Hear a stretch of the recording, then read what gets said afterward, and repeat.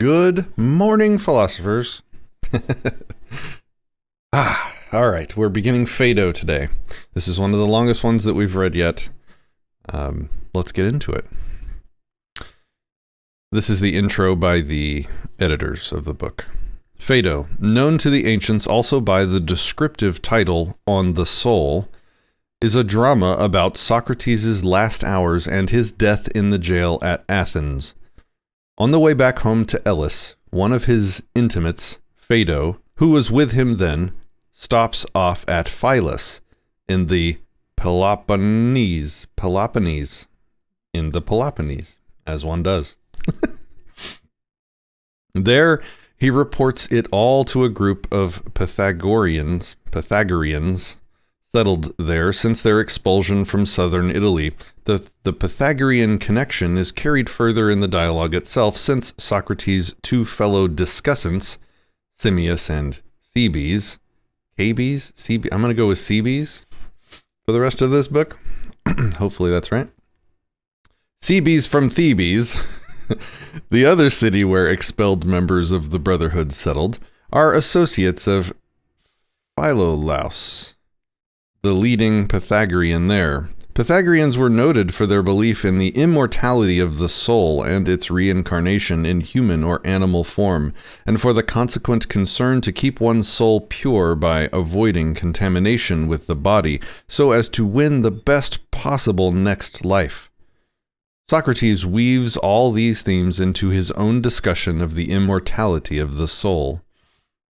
It is noteworthy that these Pythagorean elements are lacking from the Apology, where Socrates expresses himself non-committally and unconcernedly about the possibility of immortality, and from Crito, as well as the varied discussions of the soul virtues in such dialogues as Euthyphro, Laches, and Protagoras.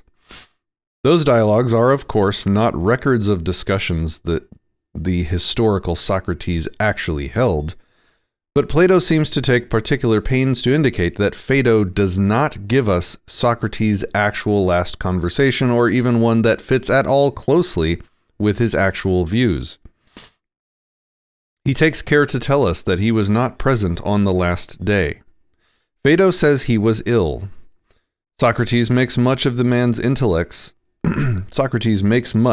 human intellect's affinity to eternal forms of beauty, justice, and other normative notions, and of mathematical properties and objects, such as oddness and evenness, and the integers 2, 3, and the rest, as well as physical forces, such as hot and cold, all existing in a non-physical realm accessible only to abstract thought.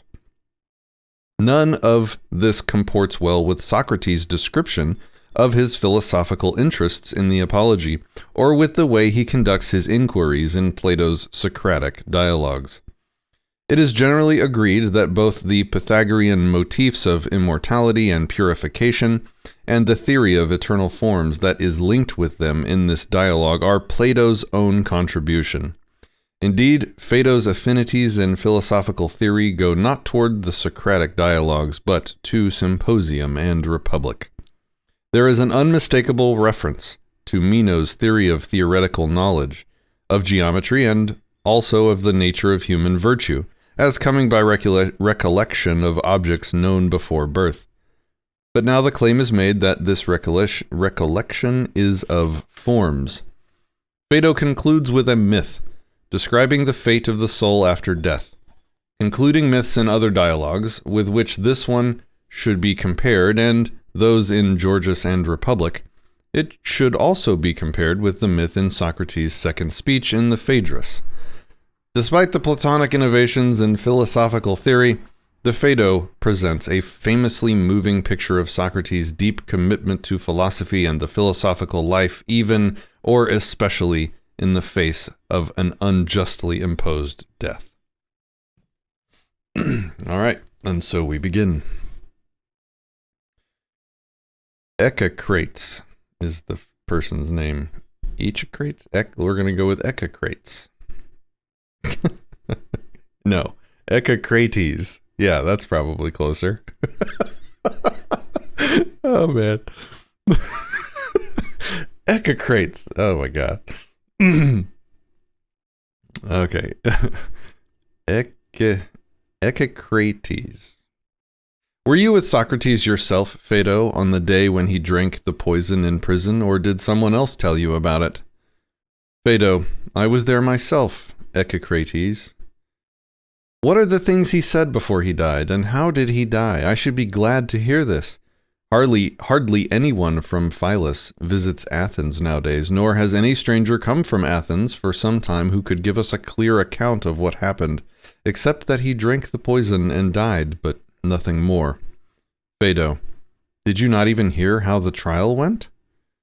Yes, someone did tell us about that, and we wondered that he seems to have died a long time after the trial took place. Why was that, Phaedo?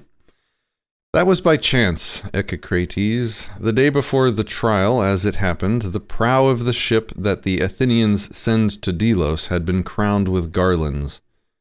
What ship is that? It is the ship in which the Athenians say Theseus once sailed to Crete, taking with him the 2 lots of 7 victims. He saved them, and was himself saved. The Athenians vowed then to Apollo, so the story goes, that if they were saved, they would send a mission to Delos every year. And from that time to this, they send such an annual mission to the god. They have a law to keep the city pure while it lasts, and no execution may take place once the mission has begun, until the ship has made its journey to Delos and returned to Athens. This can sometimes take a long time if the winds delay it. The mission begins when the priest of Apollo crowns the prow of the ship, and this happened, as I say, the day before Socrates' trial. That is why Socrates was in prison a long time between his trial and his execution. Echecrates.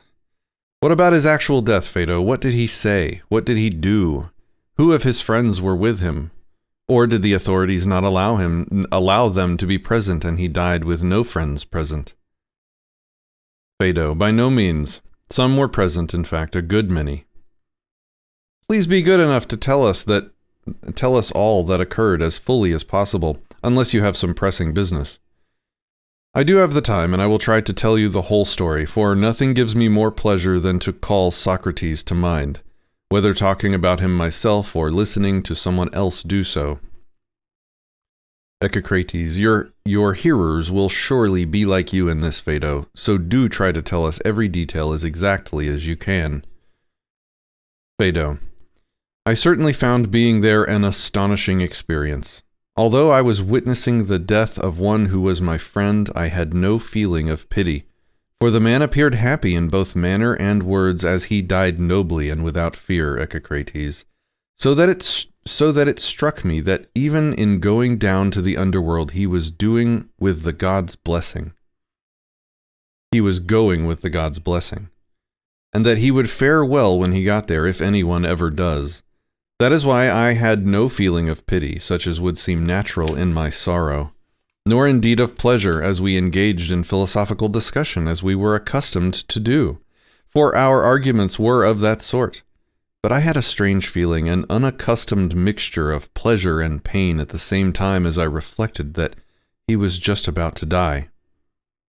All of us present were affected in much the same way, sometimes laughing, then weeping, especially one of us, Apollodorus. You know the man and his ways. Echecrates, of course I do. Phaedo, he was quite overcome, but I was myself disturbed, and so were the others. Who were those present? Among the local people there was Apollodorus, who I mentioned, Critobulus and his father, also Hermogenes, Epigenes, oh my god, Aeschines, and Antithysenes, Sittipus, and oh my god, okay, so a bunch of people were there. Plato, I believe, was ill. Echecrates, were there some foreigners present? Phaedo, yes, Simmias from Thebes with Cebus and Phanondus and Megara and Euclides and Terpsian. There we go. Let's call that right. Stop, please. Echecrates, what about Aristippus and Cleo? Oh my, okay. Were they there? No, they were said to be in Aegina. Echecrates, was there anyone else? I don't care who was there. Can we please move on? This is painful. I think these were about all, said Phaedo. Thank God. Okay. Thanks, Zeus! Echecrates, well then, what do you say the conversation was about? Phaedo, I will try to tell you everything from the beginning. On the previous days, also both the others and I used to visit Socrates.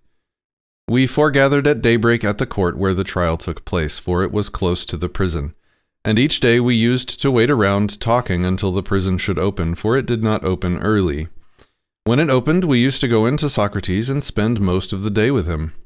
On this day we gathered rather early, because when we left the prison on the previous evening, we were informed that the ship from Delos had arrived. And so we told each other to come to the usual place as early as possible. When we arrived, the gatekeeper who used to answer our knock came out and told us to wait and not go in until he told us to. The 11, he said, are freeing Socrates from his bonds and telling him how his death will take place today. After a short time, he came and told us to go in. We found Socrates recently released from his chains, and Xanthippe, you know her, yeah, you know what I'm talking about, sitting by him, holding their baby. When she saw us, she cried out and said the sort of thing that women usually say. Socrates, this is the last time your friends will talk to you, and you to them. Socrates looked at Crito. Crito, he said, let someone take her home. And some of Crito's people led her away, lamenting and beating her breast. Socrates sat up on the bed, bent his leg, and rubbed it with his hand as he rubbed. And as he rubbed, he said, what a strange thing that which men call pleasure seems to be, and how astonishing the relation it has with what is thought to be the opposite, namely pain. A man cannot have both at the same time, yet if he pursues and catches the one, he is almost always bound to catch the other also, like two creatures with one head. I think that if Aesop had noted this, he would have composed a fable that a god wished to reconcile their opposition, but could not do so, so he joined their two heads together, and therefore when a man has the one, the other follows later. This seems to be happening to me. My bonds caused pain in my leg, and now pleasure seems to be following. Cebes intervened and said, by Zeus, yes, Socrates, you did well to remind me. Evenus asked me the day before yesterday, as others had done before, what induced you to write poetry after you came to prison? You who had never composed any poetry before, putting the fables of Aesop into verse and composing the hymn to Apollo. If it is of any concern to you that I should have an answer to give to Evenus when he repeats his question, as I know he will, tell me what to say to him. Tell him the truth, Cebes, he said, that I did not do this with the idea of rivaling him or his poems, for I knew that would not be easy. But I tried to find out the meaning of certain dreams and to satisfy my conscience in case it was this kind of art they were frequently bidding me to practice. The dreams were something like this. The same dream often came to me in the past, now in one shape, now in another, but saying the same thing. Socrates, it said, practice and cultivate the arts. In the past I imagined that it was instructing and advising me to do what I was doing, such as those who encourage runners in a race. That the dream was thus bidding me to do the very thing I was doing, namely, to practice the art of philosophy. This being the highest kind of art, and I was doing that. But now, after my trial took place, and the festival of the god was preventing my execution, I thought that in case my dream was bidding me to practice this popular art, I should not disobey it, but compose poetry. I thought it safer not to leave here until I had satisfied my conscience by writing poems in obedience to the dream. So I first wrote in honor of the god of the present festival. After that I realized that a poet, if he is to be a poet, must compose fables, not arguments. Being no teller of fables myself, I took the stories I knew and had at hand, the fables of Aesop, and I versified the first ones I came across. Tell this to Evenus, Cebes. I wish him well and bid him farewell, and tell him, if he is wise, to follow me as soon as possible. I am leaving today, it seems, as the Athenians so order it.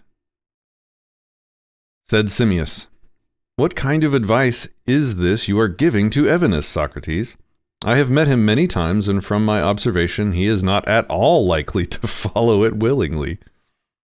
All right, we'll leave that there for today. Getting into Phaedo. I'm excited about that one. All right, my thoughts for today. I'm gonna have a super productive day. You know, and I'll probably do a video on Disenthrall about this later, about my daily habits and how they've changed my entire life. Like, that sounds hyperbolic. I'm telling you it's not. Today I was laying out my day, and a feeling came over me that I've never really experienced, at least not this strongly before.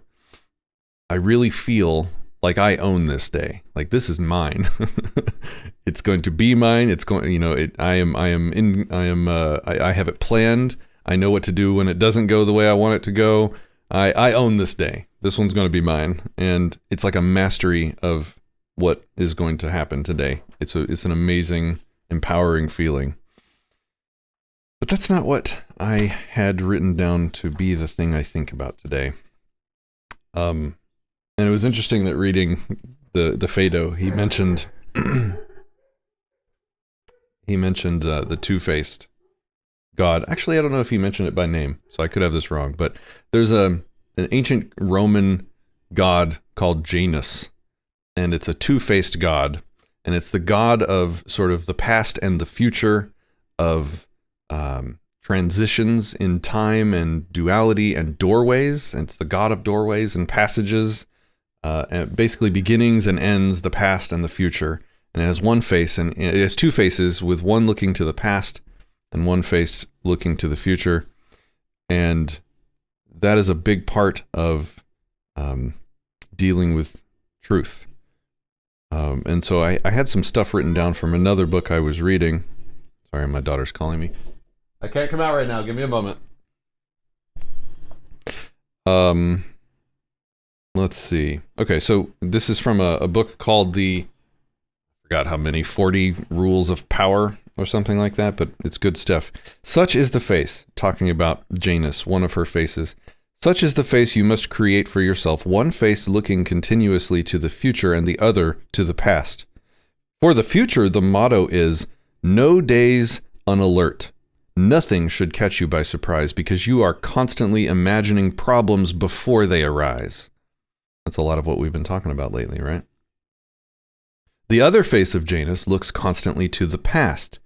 Though not to remember past hurts or bear grudges, that would only curb your power. Half of the game is learning how to forget those events in the past that eat away at you and cloud your reason. The real purpose of the backward-glancing eye is to educate yourself constantly. You look at the past to learn from those who came before you. Then, having looked to the past, you look closer at hand to your own actions and those of your friends. So, that's what I'm going to do today. I'm going to look at... I think doing this reading every day is kind of the first part of examining the past, right? The distant past, to see what we can learn in general. But then I'm also going to look to make sure, because the theme I'm focusing on this month is truth.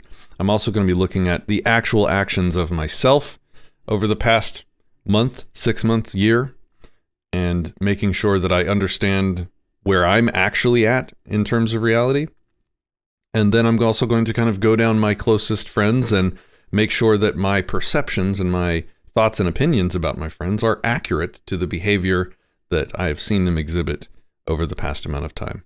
This is part of that sort of trust but verify. I want to make sure that the friends that deserve it have been brought closest to me, and I also want to make sure that I don't misplace my trust by overlooking or ignoring behavior that would indicate that they're maybe not worth it.